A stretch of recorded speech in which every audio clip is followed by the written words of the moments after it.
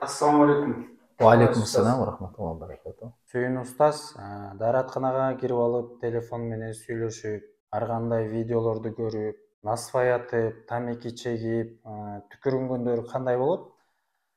Жакшы суроо.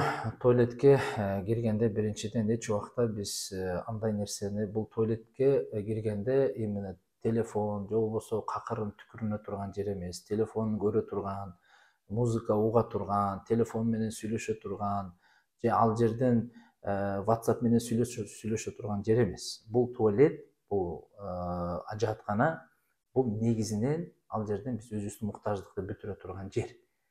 Бирок муктаждыкты бүтүрө турган жер болгондуктан ал жерден ар кандай жаман оорулар бизге жабышы мүмкүн. Кандай оорулар мисалы? Мисалы жин маселеси, жин шайтан оорулары, мисалы өзүнүн сөзсүз түрдө эрежелери болот. Именно ошо дааратканада отурганда, мына жакшы суроо бердиңиз. Көбү телефон менен сүйлөшөт, кааласа жооп берип коет, кааласа сырттагы адамга жооп берет, кааласа ошо телефонду дааратканада отуруп видео көргөндөрү бар, ролик көргөндөрү бар. Керек болсо ошол жерде отуруп ошол ажааткананы мындайча айтканда үй кылып алгандар бар.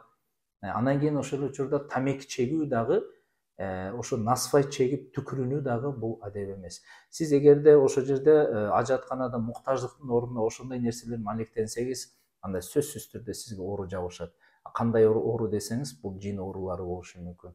Сөзсүз түрдө биз жиндин ачуусуна тийүү менен аларды козгоп, кайра бизини өзүбүзгө ошол толугу менен кирип кетүүсүнө толук шарт түзүп берип койгон болобуз.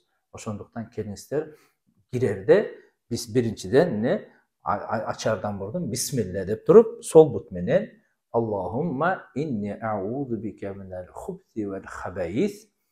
Аллахтын аты менен, о Аллахым, мени жиндердин ургаачысынан, эркегинен мени сактагының деп туруп, сол бут менен киребиз. Ал эми чыкканда, муктаждык бүткөндөн кийин оң бут менен чыгабыз. Чыккандан кийин гуфронака деп 3 жолу айтып коебуз. Аллахым мени кечиргиниң деп. Мына ошондуктан урматтуу жамаат, урматтуу мусулман бир туугандар, келиңиздер, биз ушу дааратканадагы болгон жаман көрүнүштөр, мындайча айтканда жаман адаттарыбызды таштап, тезинен кирип, кайра тезинен чыкканга аракет кылалы. Аллахым баарыбызды ар кандай жин шайтандардын азгырыгынан, зыянынан сактаган болсун. Ассаламу алейкум.